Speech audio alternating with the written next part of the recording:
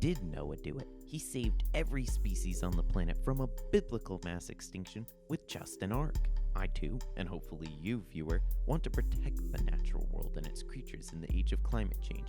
But it seems a boat isn't going to cut it this time around. In fact, the realist views suggest that the damage has been done, so what's even the point of trying to do anything? Well, yes, we have caused major damage to the environment, but you have to remember, it's all a system. There are still parts that can, and are, being salvaged. To prove that point, I used a random number generator to select 4 pairs of letters. These pairs would be the starting letter of an animal's genus and species name, which I would randomly select from the IUCN, International Union for Conservation of Nature's, database of critically endangered species, researching the ups and downs in its history. Why the randomness, you may ask? The reason is because it evens the playing field, allowing me to research species that may not have an established narrative in the media. Plus, it's fun. As an aside, I've also donated to Conservation International by the time this video goes public to make up for the impact of it being processed in various data centers during its upload, and for all the electricity and such that I used while making it. But enough of that, let's look at these files. Pastanaecus stellarostris, the starry-nosed cowtail ray, or SCR as I'll abbreviate it, received their name due to having relatively large, star-shaped tentacles on their snout and a row of thorns on their tail that made it look like a cow's tail. SCRs can be found in the intertidal and neritic zones of southwest Kalimantan, Indonesia, though they may also live in other parts of the Indo-Malay archipelago. For those of you who don't know what the intertidal and neritic zones are, the intertidal zone is the area that water covers and retreats from during the tides, while the neritic zone is the area leading up to the continental shelf drop-off from the intertidal zone. This preference for intertidal zones leads the rays to also enter river mouths, estuaries, and even mangrove forests if they have the right salt levels. However, this species is critically endangered due to overfishing. The Gulf Coast of Thailand is cited by the IUCN as being, quote, considered one of the most overfished regions in the world due to the rapid industrialization of their fishing fleet. This, particularly the poor trawling practices of the time, reduced the population of starry-nosed cowtail rays by 80% in roughly 38 years as of 2023. For context, one SCR generation is about 12 years, so this all happened in 3 generations for them. The issue is that the trawls would scrape the bottom and catch more fish than were necessary, thus not only harming the ecosystem itself, but killing more fish than necessary, which to be fair is kind of harming the environment anyway. So, in response, the Indonesian government enacted regulations and law, though they were not always well enforced. For instance, in 1980, Indonesia banned trawls, yet there were and still are many small trawls active. Eventually in 2015, then Indonesian Fish Minister Susi Pujastuti enacted a ban on all trawl and sea nets, the latter being a kind that enveloped lots of fish from below, but faced backlash from Panturan, a region in Java, Indonesia, fishers due to the financial burden of buying new nets. In response, they were given a 3-year period to transition to more environmentally friendly ones. After that, the new fishery minister Edi Prabowo lifted the ban, claiming it would attract investors to the Indonesian fishery, but was arrested on corruption charges 1 week later, leading the ban to be reinstated. There are also already protected areas in the Gulf of Thailand, though many, quote, illegal, unreported, and unregulated vessels, that being a category you don't want to fall into in international law, have been encroaching on these protected areas, including Chinese ones, due to the way they set up their maps. Local fishers have also been allowed to fish within 12 nautical miles of shore, though they still go past that. So as you can see, enforcement is just as important as creating policy, as not every person or group will follow the rules, putting individual species like the SCR, or whole ecosystems like the immensely biodiverse Gulf of Thailand in jeopardy. Additionally, it should be noted that some people have legitimate reasons to disagree with environmental policy due to livelihood or resources that they have available. Thus, it's important to consider these things when creating policy. Sorex slateri, Slater's shrew, is a member of the long-tailed shrew family that only exists in 2 7-square-kilometer regions of Chiapas, Mexico. For context, that's a total area approximate to an airport, including both terminals and runways, according to the measure of things.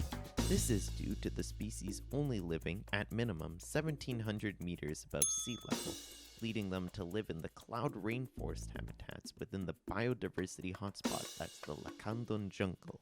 Needing to live in specific conditions like this leaves the shrew vulnerable to habitat loss, which sure enough is becoming a greater threat. Between 2001 and 2014, Mongabay reported that the Lacandon lost 11% of its tree cover due to slash and burn farming, a kind of clear cutting that involves burning down the trees to create a field, and logging.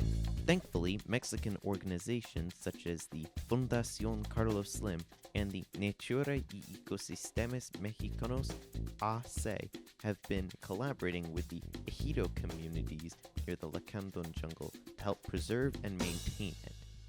Ejidos are villages that communally own a large plot of land, with individuals having rights to smaller plots, meaning the communities have to near universally agree to make large shifts like this. The organizations are thus making their programs more appealing by learning from the failed REDD Plus policies, which only focused on conservation while leaving those who rely on agriculture behind, by helping to create jobs in ecotourism and in hospitality in the ejidos. So like the SCR, protecting Slater's shrew requires accounting for the needs of humans along with the environment, as cooperation is the key to a better future. This also shows environmentalism isn't an either-or field. There are harmonious solutions. Leptobrachella rowley, Rowley's litter toad, is a 2-centimeter amphibian that suffers from similar threats to the Slater's shrew. It exclusively lives in the Sontra Nature Preserve on the Sontra Peninsula in Vietnam, living mostly between 380 and 645 meters above sea level. This gives the toad an extent of occurrence of 19 square kilometers, which means this is the smallest possible boundary that contains all occurrences of the animal. The nature reserve itself is covered in evergreen tropical forests and inland wetlands, the habitats the toad is dependent on, as they live in the leaf litter, hence the name, and need the abundant small water basins to act as egg nurseries. Unfortunately, the expansion of agriculture is also endangering the species, as deforestation removes the source of leaf litter. Agricultural expansion can also cause runoff, which is harmful to amphibians as their skin is much more permeable than other animals, so the chemicals in the water can easily get into their body. It also reduces the number of viable egg nurseries. Ironically, roads have also fragmented the nature preserve, leaving the litter toads to try their hands at real-life frogger. This shows that even when something like a nature reserve is established, it's important to manage it, as these reserves aren't going to protect themselves. It's also important to account for nearby industries that may unintentionally harm the preserve. Dicerrhinus sumatrensis, the Sumatran rhinoceros, is a hairy species of rhino that was once extant between northeast India, southern China, and the islands of Borneo and Sumatra of Indonesia, the latter two being the only places they can still be found in the wild. Even accounting for captive individuals, there's less than 80 of these rhinos left. Even worse, only 30 of them have fully matured. Additionally, potentially only 2 of 3 subspecies, Sumatrensis and Harrisoni, remain, though there might be some of the Lesiotis subspecies in Myanmar. Did I pronounce that right? Poaching and habitat loss are major contributors to the population's decline. In China and Vietnam, Sumatran rhino body parts make extravagant gifts and are believed to have medicinal properties. The moss forests and tropical rainforests they inhabit have also been fractured by human development, separating these already small populations further. This creates a whole new problem for the rhinos, the Ali effect. This is when a population becomes so sparse that the chances of finding a mate decrease, which can lead to infertility if they don't find one, while also increasing the chance that if an individual finds a mate, it will likely be a relative. This creates a more homogeneous gene pool and decreases the chances for adaptation. It also doesn't help that the Sumatran rhinos are solitary creatures with territories of 1,000 to 1,500 hectares, which is a lot, for females and 5,000 hectares for males, giving them lots of space between each other. Additionally, they need 15 to 16 months to gestate while only living 35 to 40 years. The odds aren't in the Sumatran rhino's favor.